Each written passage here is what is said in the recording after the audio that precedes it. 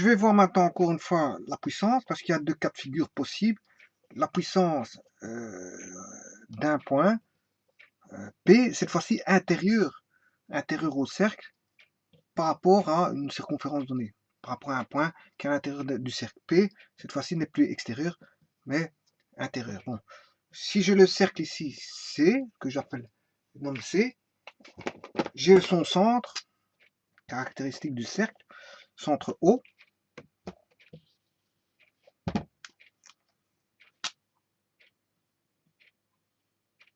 Je prends un point P quelconque, cette fois-ci non plus à l'extérieur, P, voilà, P.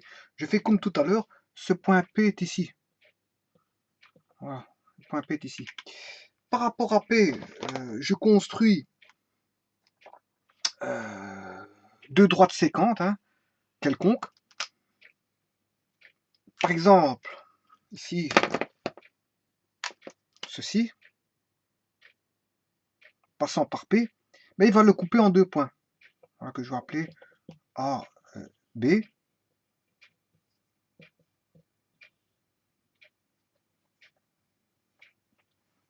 Voilà, le point P, il est intérieur, je l'appelais P. Précédemment, peut-être que j'ai mis le T de puissance d'un point P extérieur, mais que j'ai mis, je l'appelais A. Bon, c'est vrai que bon, là, il faudrait peut-être corriger la vidéo précédente. À voir, c'est à voir. Mais ici, je l'appelle P. P, je le mets à l'intérieur, j'en fais une séquence qui passe par P, il va le couper en A et en B. Et de nouveau, je reprends une nouvelle séquence qui va, quelconque, hein, une séquence quelconque, qui va couper le point P en C et D. C et D.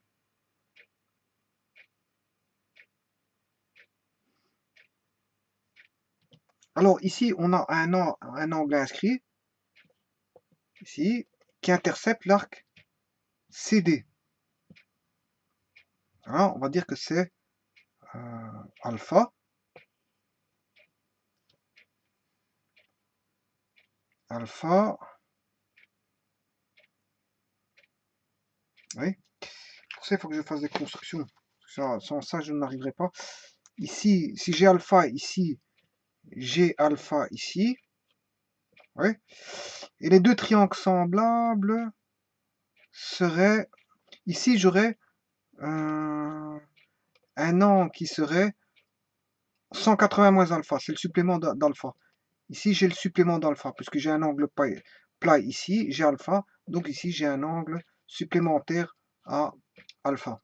Tout comme ici, j'ai un angle supplémentaire alpha. Donc, si là, j'ai déjà deux angles identiques, je peux construire ce triangle-là et ce triangle-là pour définir leur rapport de segment.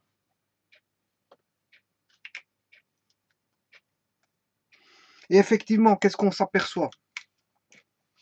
Que l'angle ici, que je vais appeler bêta, intercepte l'arc BD. Mais qui intercepte BD?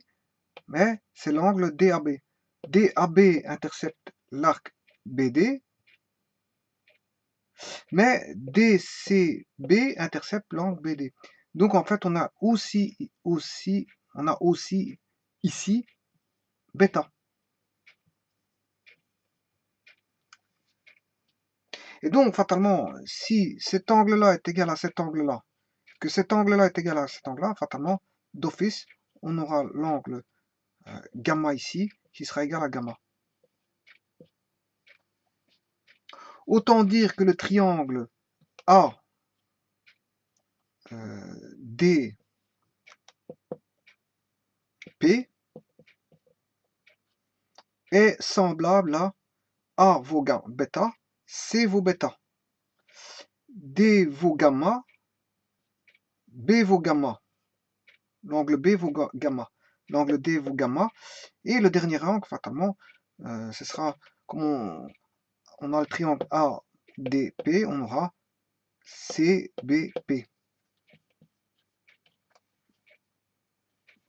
Et donc ça, c'est bien deux triangles semblables que je peux faire les rapports. AD sur CB est égal à AP sur CP.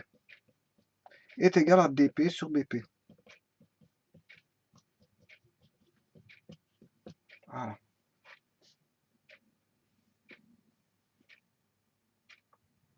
Bon, qu'est-ce qui nous intéresse comme rapport de longueur pour trouver la puissance? Il faut en prendre que 2, hein, pas besoin de 3. Je vais prendre...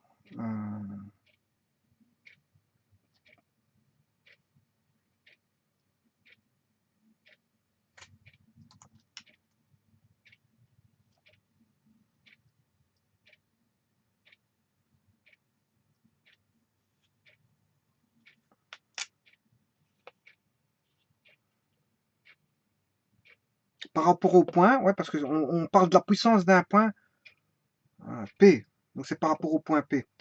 Donc ce sera PA ou AP, AP sur CP. Ouais, ouais, c'est ça. AP sur CP vaudra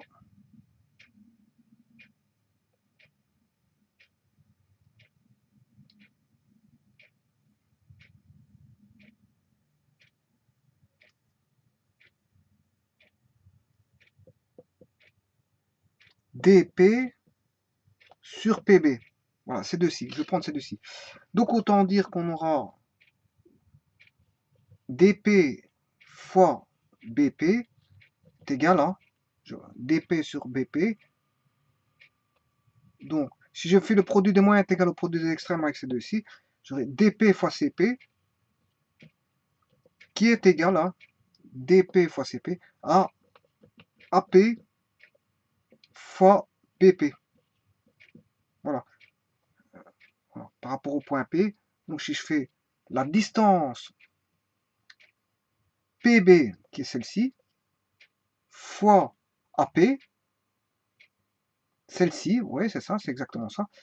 La petite longueur fois celle-là, la petite fois la plus grande ici, est égale à dp, qui est la petite, fois la grande.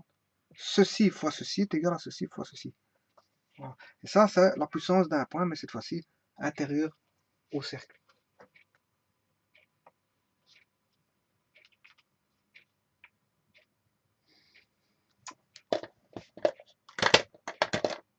Je vous remercie.